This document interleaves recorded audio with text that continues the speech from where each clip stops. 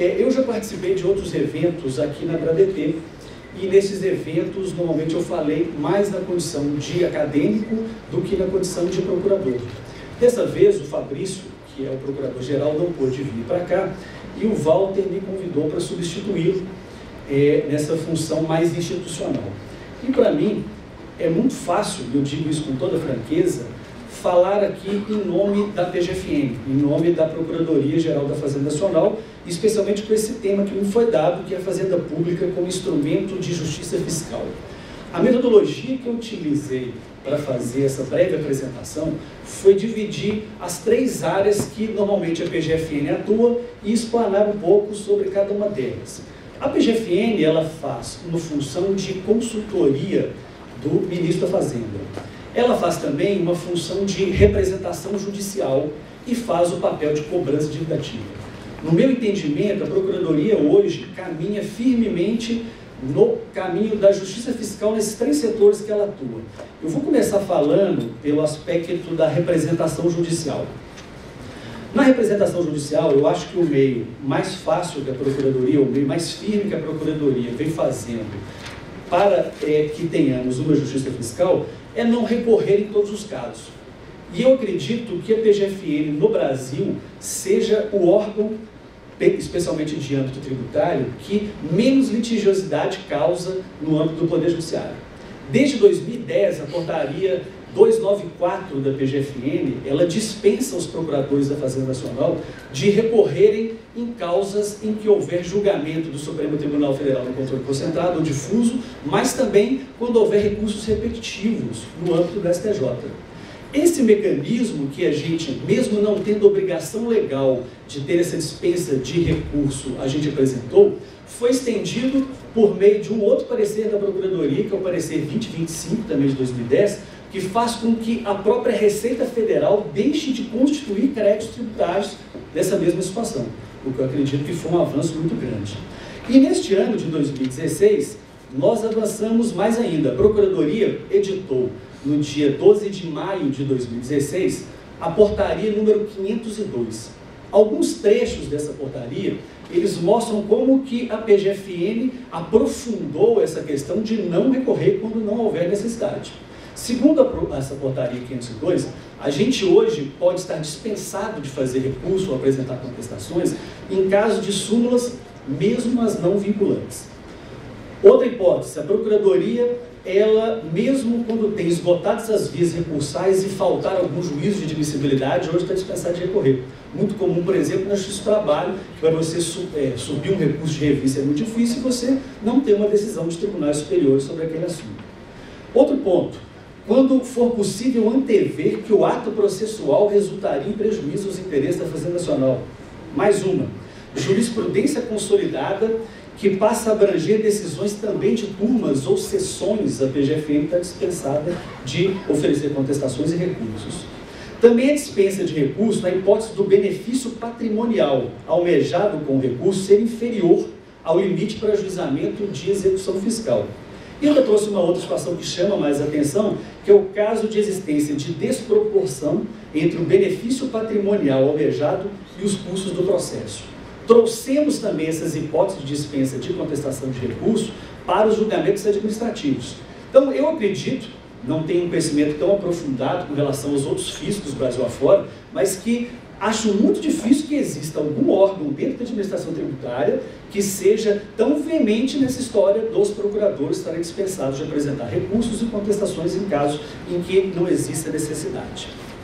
E eu acho que isso é fazer justiça fiscal. Mas mais do que isso, a gente também está preocupado em justiça fiscal com relação à cobrança da dívida ativa da União.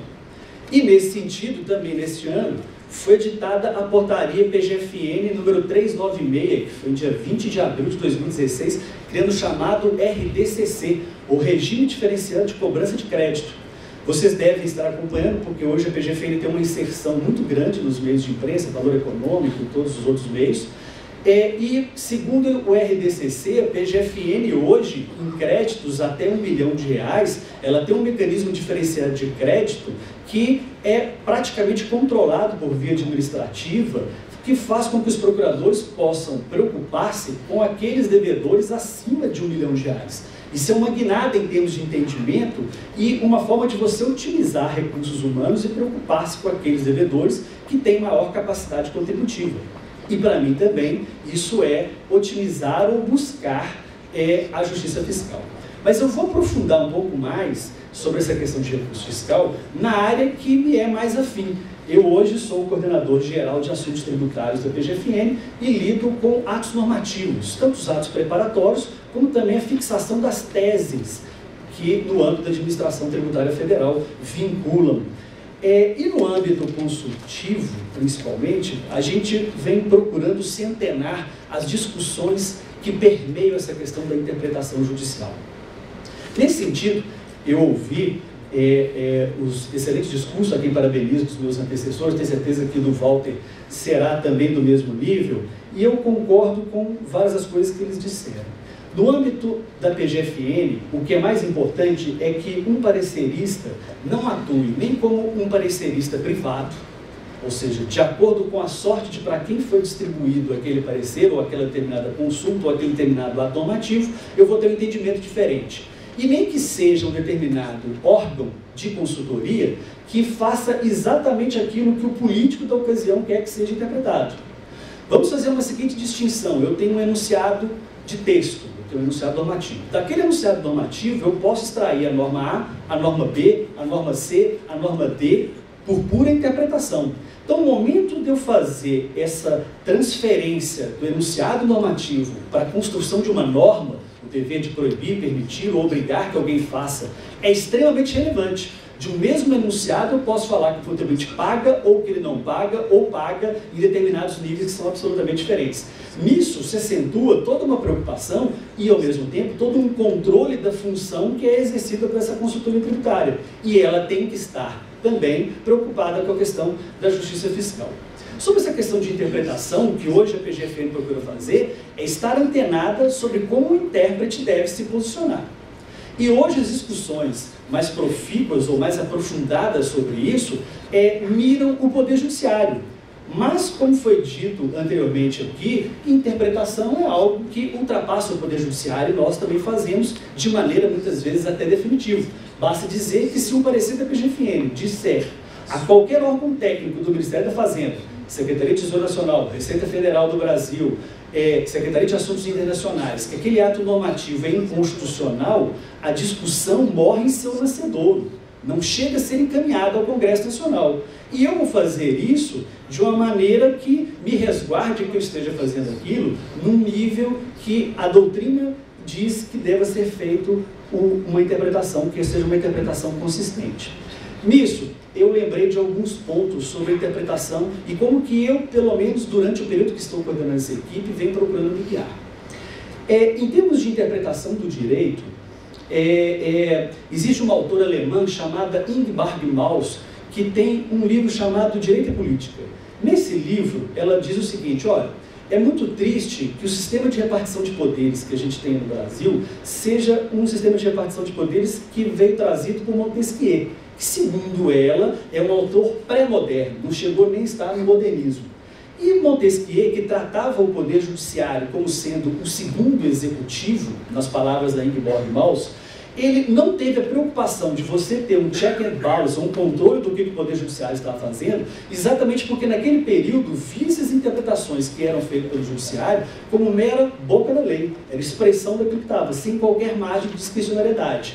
Por isso, não houve uma preocupação sobre o papel de interpretação que era exercido pelo Poder Judiciário naquele determinado momento.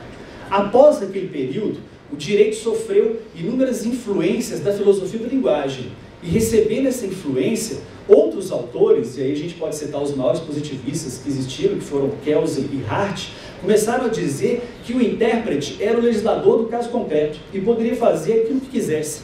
Então, dentro da moldura, dentro da textura aberta, para utilizar a expressão de Hart, o julgador era livre para construir qualquer tipo de norma. Passo seguinte, Dworkin, um outro dos intérpretes muito famosos, começa a dizer o seguinte, olha, interpretar normas não é como escolher um sorvete de baunilha e um sorvete de chocolate. Tem que ter objetividade. Ele, por exemplo, dizia que essa objetividade da interpretação deveria estar ligada à moralidade de uma determinada comunidade. Alex, outro autor muito famoso, traz a teoria do discurso para dentro do direito. Ele traz 7 autores da filosofia do direito e diz, olha, o direito é uma espécie de discurso e eu vou criar uma teoria da argumentação. E agora trazendo um pouco para o direito tributário. Humberto Ávila, em 2003, escreveu num livro sobre interpretação de normas tributárias, um artigo muito interessante em que ele faz as regras para essa teoria da argumentação. Porque, de novo, voltando, se eu tenho um determinado enunciado de texto e eu posso ter o argumento A, B, C, D, qual que é aquele que o intérprete vai escolher? Então, preciso ter uma regra ou regras de argumentação que façam um escalonamento desses argumentos. Qual argumento vai em primeiro lugar, qual argumento vai em segundo lugar. Mesmo que não seja de maneira rígida, eu preciso compreender e ter, para ter objetividade, e o direito não ser uma interpretação do jeito que eu quiser, regras dessa teoria da interpretação. Analisando o que o judiciário brasileiro faz hoje, as críticas hoje são muito concentradas ao que o STF vem fazendo. Então, se nós pegarmos Virgílio Afonso da Silva, Conrado Rubner Mendes, Carlos Ari Sundfeld, eles vão dizer que nós temos uma corte judicial brasileira que não é uma corte minimamente deliberativa. Praticamente todos os votos feitos pelo Supremo Tribunal Federal são votos monocráticos. Praticamente todos eles são votos em que não tem revisão. Praticamente todos eles, só o relator apresentou voto escrito. Nós temos uma corte em que o voto do relator, a pessoa só descobre na hora do julgamento.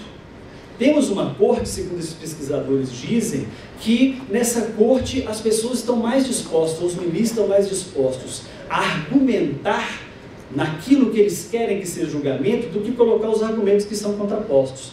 Essas são as críticas que hoje são colocadas em termos de doutrina para a forma com que o nosso judiciário vem fazendo a interpretação. Trazendo isso para o âmbito da PGFN, o que a gente vem procurando fazer é exatamente o oposto, é fazer com que a PGFN seja um órgão dialético com a sociedade. Porque o que vai legitimar a argumentação que a PGFN vai dar perante os tributaristas e perante os contribuintes é exatamente se eu prestar contas para a sociedade, como eu estou fazendo agora, e se eu fizer uma dialética com a doutrina, com os meios econômicos e sociais, e é isso que a PGFN vem fazendo. Vou ilustrar algumas formas que a gente vem procurando fazer essa interface, essa comunicação. Primeiro, nós temos feito a provocação de debates com alguns órgãos técnicos. Exemplo, recentemente vocês devem ter visto um ato declaratório interpretativo da Receita que entendeu que haveria uma retroatividade benéfica na multa da restituição do parágrafo 15 do artigo 74, 94 e 96. Saiu via parecer da PGFN, ligamos para eles e entendemos aquilo lá, e saiu aquele determinado ato interpretativo. Na semana passada, por provocação dos colegas de São Paulo, houve uma enorme discussão, e nós chamamos lá CORIM, COSIT, COCAGE do âmbito da Receita Federal, para que a gente discutisse internamente como é que a gente faria interpretação no caso de serviços técnicos e de assistência técnicas nos casos de royalties. Se eles teriam necessariamente que estar vinculados a contratos de royalties, se não deveriam, se quem negociou o tratado no âmbito da Receita Federal, o que ele acordou no âmbito da OCDE, para que a gente pudesse argumentar no contencioso que os pareceres da PGFN refletissem exatamente aquilo que a Convenção de Viena diz, que é o que a gente fala e o que foi o combinado. E o Brasil não faça papel feio no exterior. Isso vai ser feito e com certeza vão ter desmembramentos dessa reunião. Tem tido vários ecos sobre a questão da importação por pessoa física limitada a $100. Também estamos provocando esse tipo de discussão. Mas temos mais do que isso, feito várias discussões com o próprio meio acadêmico.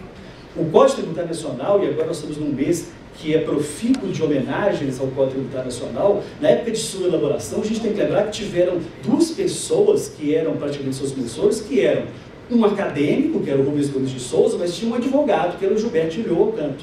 Então eu acho, e eu vindo do meio acadêmico, que nós temos que intensificar esses debates que existem no âmbito da administração pública e trazer a academia, ouvir as críticas, estar aberto ao debate para que nós possamos ser ouvidos e também para que a gente possa colocar os nossos problemas e aquilo que a gente não pode transcender. Exemplo disso, em Brasília recentemente, estiveram o professor Marciano Sobra de Godoy, discutimos vários aspectos, desvios de jurisprudência no âmbito do STF sobre multas. O professor Walter Lobato nos visitou recentemente, juntamente com o professor Fernando Moura, discutimos a questão de tributação de coligadas e controladas no exterior, numa das discussões de mais alto nível que eu vi. Estavam lá presentes nessa discussão com o Walter Lobato, para se ter uma ideia, a coordenadora substituta da COSIT, que é a Cláudia Pimentel, 4 membros de planos de ação do BEPS estavam presentes na discussão, de forma que as pessoas que estavam lá num evento fechado e privado eram pessoas que poderiam influenciar nos próximos caminhos que o fisco brasileiro vai fazer em termos de interpretação.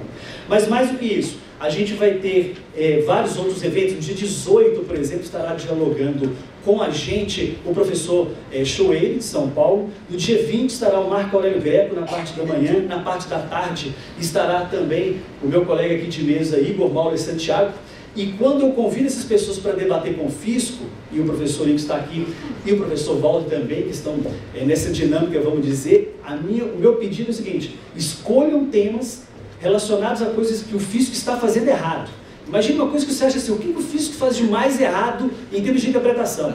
E a gente chama para fazer essa discussão, e a gente discute com quem faz e com quem pode interferir nesse tipo de decisão, e tem sido muito interessantes esses discursos, muito ricos, tem nos influenciado, e acredito, o professor Walter pode dizer, que também tem influenciado os meus colegas tributaristas também. E temos diálogo também com a própria sociedade. Recentemente tivemos reunião, por exemplo, com a Frente Nacional de Prefeitos, que nos reclamou de um entendimento que era da PGFN, no sentido de que entidades imunes estariam desobrigados de fazer retenção na fonte. O GDF, por exemplo, estava com várias perdas de arrecadação em função desse entendimento. Eu entendi esse entendimento equivocado, parte da PGFN. Houve uma alteração da PGFN por parecer normativo, e a gente mudou esse entendimento.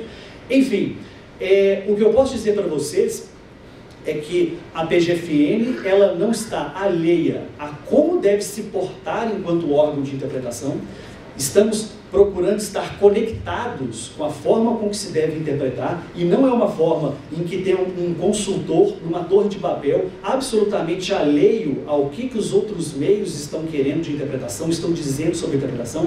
Estamos conectados com o meio acadêmico, estamos dialogando com a própria sociedade, e estamos fazendo, seja no âmbito da representação judicial, seja no âmbito da cobrança adjudicativa e seja no âmbito da consultoria tributária, aquilo que eu acho que possa minimamente nos conduzir à chamada justiça fiscal.